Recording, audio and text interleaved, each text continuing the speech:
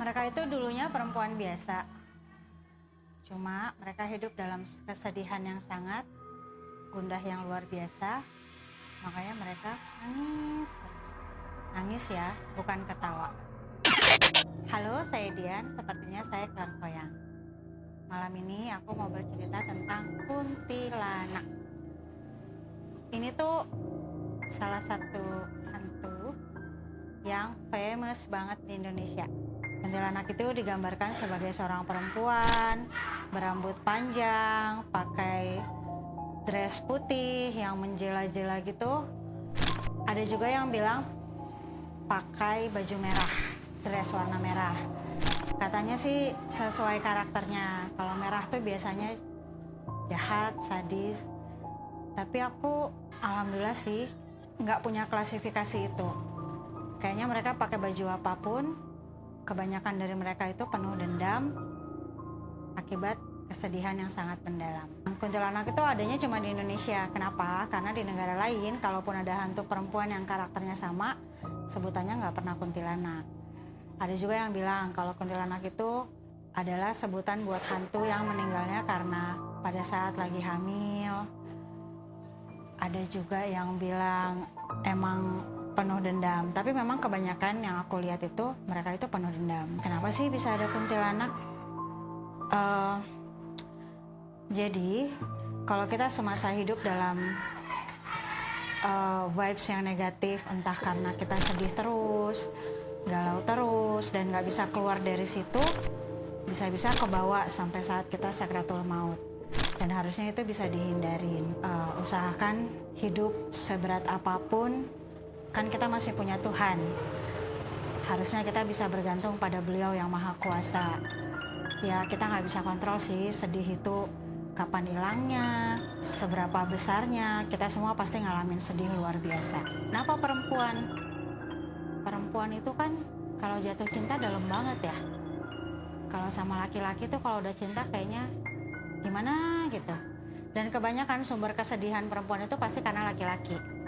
Entah cintanya nggak kesampaian, entah diselingkuhin, entah disakitin hatinya, banyak deh macam-macam. Padahal kita udah all out banget tuh sama laki-laki, tapi ternyata balasannya nggak setimpal sama apa yang kita berikan. Balik lagi ke kuntilanak, kenapa karakter mereka selalu pendendam? Karena memang semasa hidupnya mereka menyimpan sakit hati yang sangat mendalam. Sekali lagi teman-teman, apapun bentuknya, hantu itu bukanlah orang yang sudah meninggal lalu rohnya bergentayangan, kecuali mungkin memang ada kuasa Tuhan yang mengizinkan mereka untuk itu, yang tujuannya kita nggak tahu. Itu semua rahasia Tuhan. Setahu saya, spirit yang berkeliaran di luaran sana itu tetap bukan roh orang yang sudah meninggal. Yang sudah meninggal itu sudah beda lah jalannya.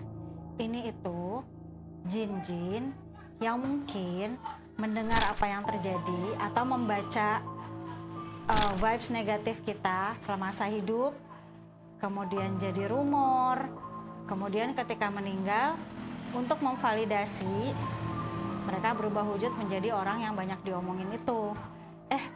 Si melati itu meninggal tahu, dan dia tuh dendam banget, atau dia tuh meninggalnya pada saat hamil. Kan kalau perempuan hamil terus meninggal bakalan jadi kuntilanak atau wewe gombel atau sendal bolong katanya. Didengarlah itu sama si jin-jin iseng itu. Berubah wujudlah mereka jadi orang yang diomongin. Mereka berubah wujud, mereka gentayangan, mereka menunjukkan dirinya supaya kita takut, supaya kita terintimidasi, terus kemudian memvalidasi bahwa cerita itu benar.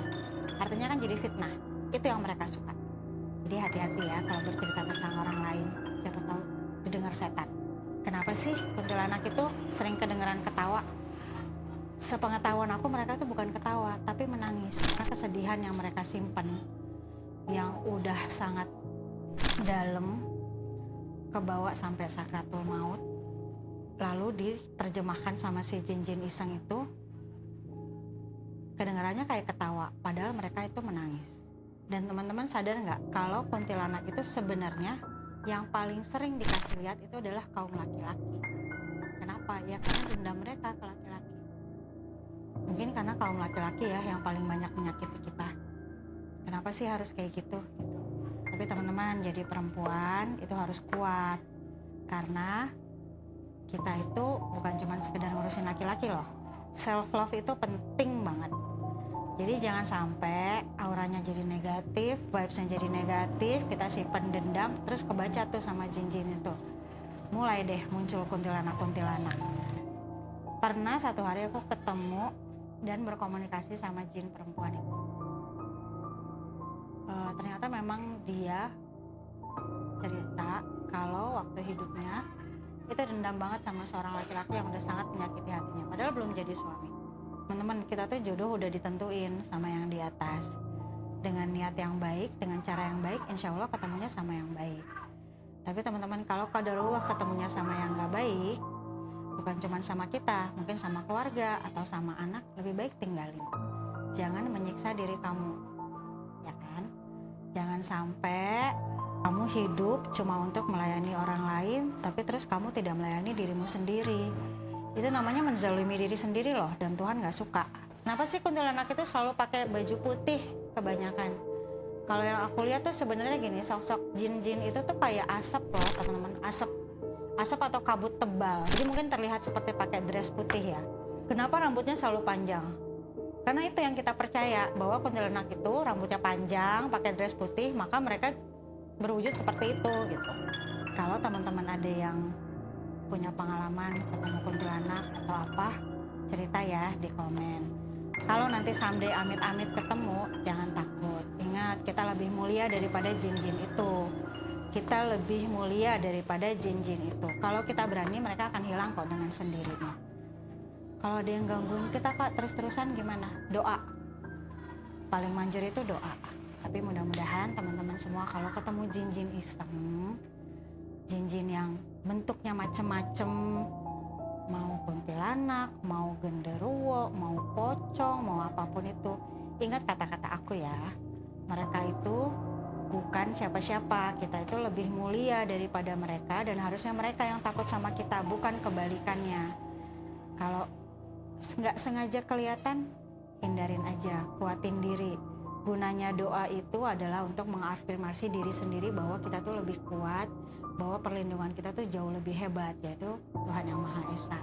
Pilih doa-doa yang kalian pahami betul artinya, yang sesuai sama kondisi kalian.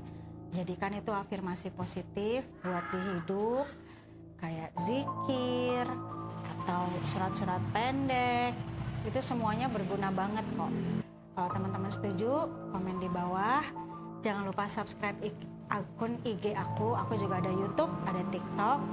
Mudah-mudahan cerita aku ini bermanfaat buat teman-teman. Sekali lagi aku tidak memaksa kalian untuk percaya. Kalau nggak percaya nggak apa-apa.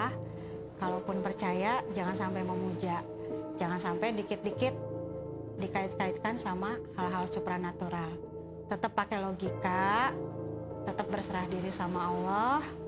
Jangan dikit-dikit, aku dikirimin nih, aku ada gangguan setan nih, pas segala macam. Nanti kita nggak terbiasa untuk introspeksi diri. Baik teman-teman, tungguin lagi cerita aku selanjutnya.